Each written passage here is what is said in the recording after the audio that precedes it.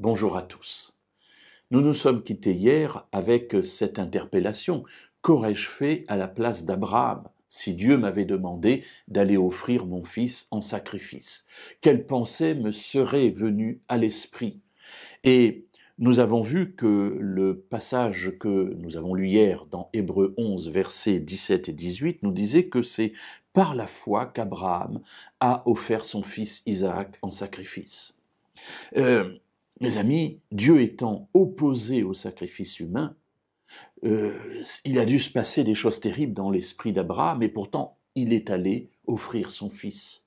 Alors, pour ceux qui ne connaissent pas l'histoire, rassurez-vous, au dernier moment, Dieu arrête le bras d'Abraham et finalement, Isaac sera sain et sauf parce qu'effectivement, Dieu ne veut pas de sacrifice humain. Alors, à quoi cela servait? Voyons quel état d'esprit était dans le cœur d'Abraham. Donc, il chemine avec son fils et pendant 3 jours, il a l'occasion de réfléchir à la promesse que Dieu lui a faite. C'est par ce fils que tu vas m'offrir que doit venir la descendance. Et si je le tue, il n'y aura pas de descendance. Au verset 19, il est dit, Abraham comptait que Dieu est puissant, même pour faire ressusciter d'entre les morts, c'est pourquoi son fils lui fut rendu. Il y a là une parabole. En fait, Abraham ne comprend pas l'ordre de Dieu. Parce que Dieu, encore une fois, je l'ai dit tout à l'heure, est opposé aux sacrifices humains, qui sont des sacrifices qui viennent des nations idolâtres. Pourquoi le fait-il? Il ne comprend pas. Il y a une parabole, il y a un enseignement, mais lui, pour l'instant, ne le comprend pas. En revanche, il comprend et il sait, et il s'appuie par la foi sur la promesse que Dieu lui a faite. C'est par ce fils que la descendance viendra. Alors il dit, bien même si je ne comprends pas, je vais l'offrir. Et le verset 19 nous dit qu'il comptait que Dieu est puissant. Il sait que Dieu est puissant.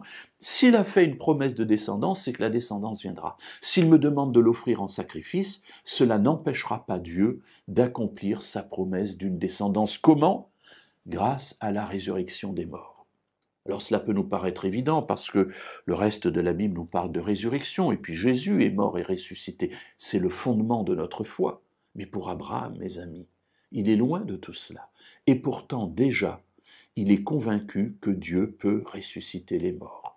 C'est un des rares passages du Premier Testament où nous voyons ici une certitude exprimée dans la résurrection des morts. Voilà l'état d'esprit qui était celui d'Abraham.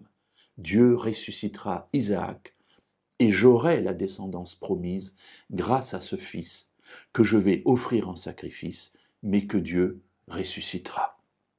Alors la parabole qu'il n'a peut-être pas comprise à ce moment-là, mais qui est pour nous riche de sens, c'est que Dieu montrait ainsi à Abraham et surtout aux générations qui vont suivre, que lui aussi devra offrir son fils, que ce fils passera par la mort, mais que grâce à la résurrection, nous pourrons avoir la vie.